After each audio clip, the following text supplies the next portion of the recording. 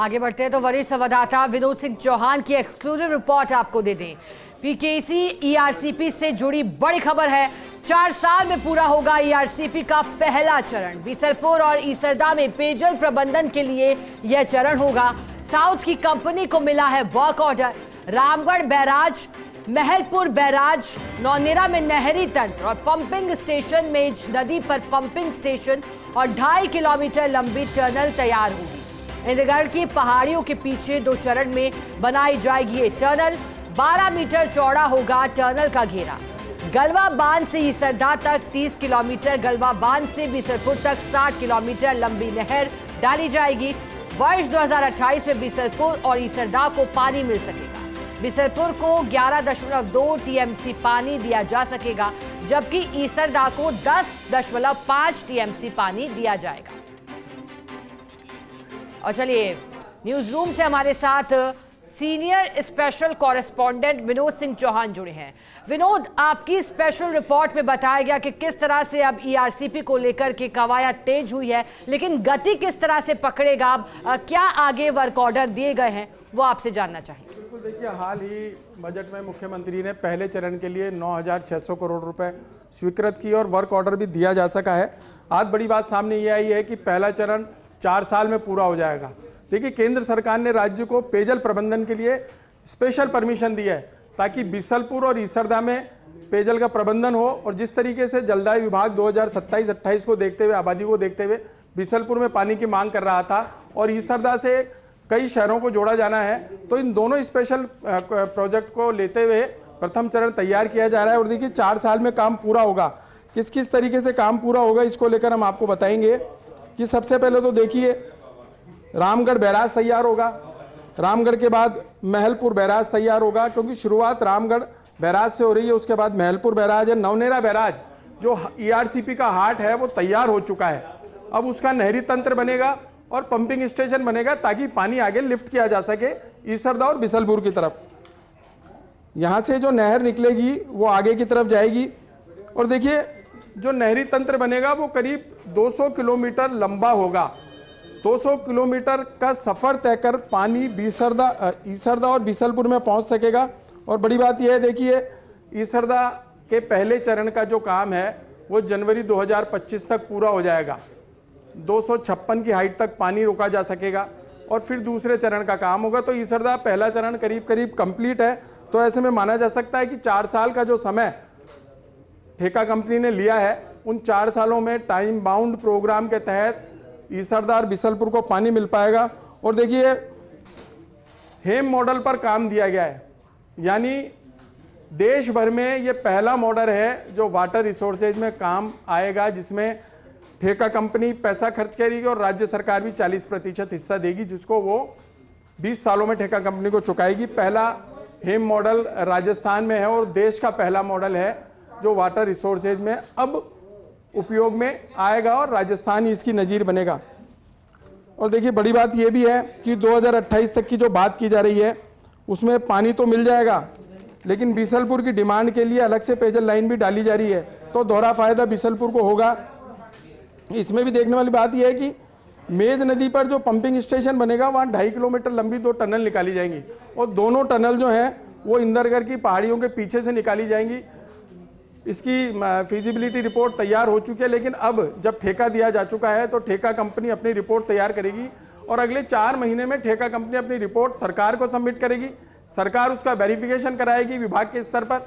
माना जा रहा है कि 6 महीने में काम शुरू हो जाएगा और 4 साल में काम पूरा करना है। यानी भजनलाल सरकार के रहते रहते बीसलपुर का जो पहला चरण है, यानी बीसलपुर और ईसरदा दोनों को पानी देना है, जो ईआरसीपी पीकेसी का पहला चरण है, वो पूरा हो जाएगा। उसके बाद बाकी चीज़ों को जोड़ना है, 122 बांधों को भरना है, तमाम चीज़ें और करनी है, 21 जिलों को पानी देना है, वो दूसरे तीसरे चरण की बात है। लेकिन राजस्थान में बीसलपुर और ईसरदा के पेयजल प्रबंधन के लिए मैं फिर से कहूँगा कि केंद्र सरकार ने राज्य को विशेष स्वीकृति दी है। और देखिए, जुलाई में राजस्थान और मध्य प्रदेश की संयुक्त डीपीआर मिलकर डीपीआर भी तैयार हो जाएगी, उसके आधार पर भी काम शुरू होगा। लेकिन एक बहुत बड़ी बात है, जिस तरीके से मुख्यमंत्री भजनलाल शर्मा ने अपने पहले बजट में 9,600 करोड़ रुपए पहले चरण के लिए पीकेसी आरसीपी के लिए खर्च करने के लिए कहा है, वर्क ऑर्डर जारी हुए हैं।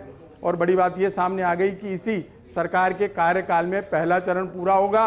ईसरदा से जुड़े 6 शहरों को पानी मिलेगा और बीसलपुर से जुड़े जयपुर और अजमेर की लाइफलाइन तो है ही, बाकी जो अन्य शहर हैं, अन्य गांव हैं, उनको जोड़ा गया है। तमाम लोगों को अब राहत की सांस मिलेगी कि बीसलपुर कभी खाली नहीं रहेगा। मैं आपको बताता हूं कि पानी कैसे मिलेगा, क्योंकि बीसलपुर की क्षमता तो वही है, आधा फीट क्षमता और बढ़ाने की बात की जा रही है, जिससे कोई फायदा नहीं है। लेकिन जिस तरीके से पानी धीरे धीरे खत्म होगा बीसलपुर में, अगर 4 महीने का पानी खत्म हो गया है तो पीछे से पानी लिफ्ट कर वो 4 महीने की आपूर्ति की जाएगी। यानी बीसलपुर को जो पानी मिलेगा वो 11.2 TMC मिलेगा और ईसरदा को जो पानी मिलेगा वो मिलेगा 10.5 TMC।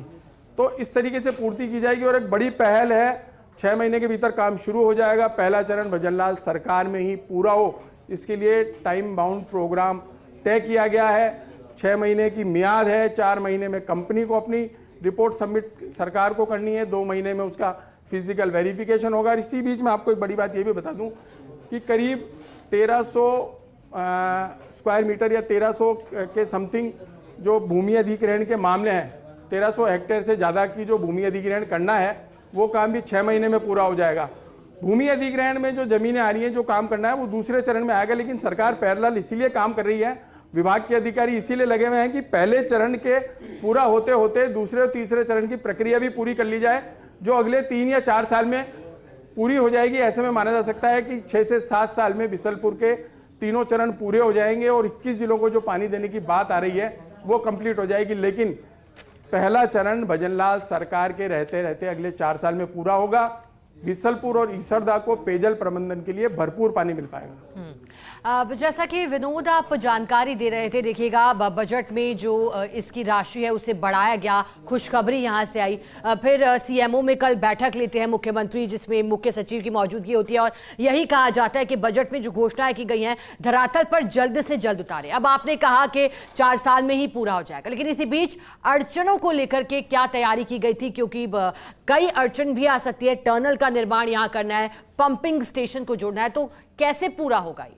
देखिए, विभाग के अधिकारियों ने पहले अपने स्तर पर सारी तैयारी करी, फिजिकल वेरिफिकेशन विभाग के अधिकारियों ने भी किया, नक्शा मौका रिपोर्ट तैयार करी, वो सारी रिपोर्ट ठेका कंपनी को भी दी जाएगी।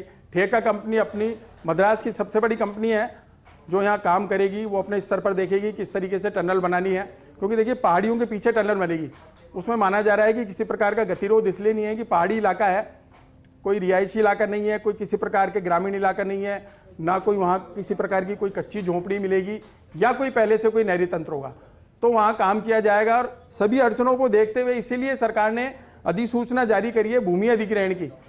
आप देखिए, रामगढ़ और महलपुर बैराज से लेकर के ईसरदा तक की सभी अधिसूचनाएं जारी की गई हैं। उसमें बताया गया है कि कहाँ कहाँ पर भूमि अधिग्रहण किया जाएगा, 1200 हेक्टेयर में भूमि अधिग्रहण होगा, किन किन किसानों की जमीन आएगी, किन किन को मुआवजा दिया जाएगा, किस प्रकार जो स्ट्रक्चर तैयार होगा उसके लिए कितना भूमि अधिग्रहण किया जाएगा, डूब क्षेत्र में आने वाले इलाकों को कैसे लिया जाएगा, किसानों को किस रूप में लाभ दिया जा सकता है, तमाम चीजें कागज पर उतर गई हैं। उसके बाद काम शुरू किया गया है, तो ऐसे में माना जा सकता है कि अगले 4 साल में पहला चरण पूरा हो जाएगा और 2028 ईसरदा के लिए और बीसलपुर के लिए बड़ी खुशखबरी लेके आएगा। विनोद, मॉनिटरिंग किस स्तर पर की जाएगी, कितने कितने समय की मियाद इसके लिए तय की गई है? जी देखिए, जिस तरीके से मुख्यमंत्री ने कल की मीटिंग में निर्देश दिए हैं कि हर 15 दिन में मॉनिटरिंग की जाएगी, तो संभवतः इतना बड़ा मामला है, इसको लेकर के भी हर महीने में 2 बार मॉनिटरिंग होगी। विभाग के स्तर पर तो की जाएगी और ठेका कंपनी किस प्रकार काम कर रही है। देखिए, हर साल की रूपरेखा तैयार होगी कि आपको इतना % काम इस साल में करना है, इतना प्रतिशत काम इस साल में करना है, तमाम काम आपको 4 साल में पूरे करने हैं। तो मॉनिटरिंग भी उसी हिसाब से की जाएगी। साल दर साल मॉनिटरिंग का काम तो होगा ही, लेकिन ये भी देखा जाएगा कि फिजिकल वेरिफिकेशन करके मौके पे कितना काम हो रहा है, और अगर काम में ढिलाई बरती जाएगी तो जाहिर सी बात है, सरकार का ड्रीम प्रोजेक्ट है, इसको लेकर सरकार सख्त भी होगी। डिपार्टमेंट में ERCP के लिए अलग से विभाग बनाया गया है, 42 अधिकारियों की नियुक्ति की गई है, और अब जब काम शुरू हो गया है तो तमाम अधिकारी और जोड़े जा सकते हैं, कर्मचारियों की संख्या बढ़ाई जा सकती है, ताकि प्रॉपर तरीके से मॉनिटरिंग हो और काम निश्चित सीमा में, समय सीमा में, तय सीमा में पूरा किया जा सके। बिल्कुल विनोद, और सरकार के ड्रीम प्रोजेक्ट को अब पंख लगने की तैयारी की जा रही है। बहुत शुक्रिया आपका विनोद, आप हमारे